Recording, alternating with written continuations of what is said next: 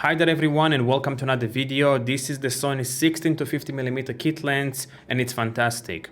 Let me explain why. The compact form factor and the versatile 16-50mm focal length, which is roughly 24-70mm in full frame terms, are the first things that make this lens great.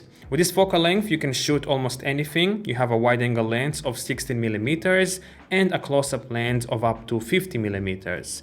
I believe it's the ideal lens for determining your preferred focal length. It's also a great lens to have as a backup because of its versatility. You can throw it in your backpack and only use it in emergency situations. However, the versatility of a compact form factor comes at the expense of a high variable aperture of f3.5 to 5.6. This has many downsides. For one, it's not ideal for low light situations. So for example, if you're going to shoot at 50mm with a minimum aperture of f5.6, to compensate, you'll need a lot of light. You'll have to either use actual physical lights or increase the ISO, which will increase the noise in the image. Next thing I want to mention about the high aperture is that proper background separation is going to be difficult. If you move the camera closer to the subject, it will still be possible, but don't expect anything spectacular as with f1.4 to f1.8 aperture lenses. To be honest, it's not really a big deal for me. There are several methods for adding depth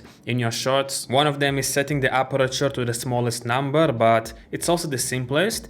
Depth can also be achieved through lighting, framing, or color. I'm not saying that having a small aperture is useless. In fact, it can be very useful in some situations. However, if you're a beginner, I believe you should first focus on composition, exposure, and colors. Now let's talk about image quality. I believe for this small form factor, this lens has excellent image quality. Of course, it will be unable to compete with G Master lenses. It will be a little squishy around the edges. Lens flares, chromatic aberrations, and vignetting will be visible. However, it will be very minor. If you're shooting Instagram, TikTok, or even YouTube videos, I think you'll be very happy with this lens. I use this lens sometimes for my own YouTube videos because that's the only option I have at the moment. I mean, I do have my 20mm, but I use it only for wide angle shots. For a lot of my B-roll shots, I actually use this, and I'm not disappointed. Again, it's not going to give you the same image performance as G Master lenses,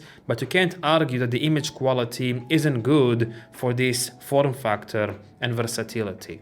Finally, I'd like to discuss OSS and autofocus. The kit lens has optical steady shot or lens stabilization. This means if you're doing handheld shooting, it will definitely help a lot with shaky footage. Autofocus is also rock solid with this lens, especially if you pair it with one of the new Sony cameras like Sony ZV-E10. There is no hunting or pulsing, at least from my experience with this lens.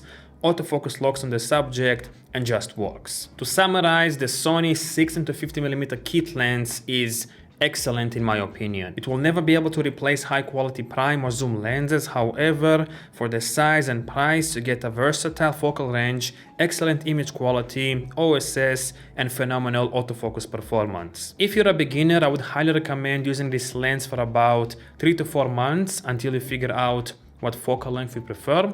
You can get fantastic results just using this kit lens. Don't assume that you need high quality glass in order to produce great content. Just go out there, shoot, and have fun. Thanks for watching.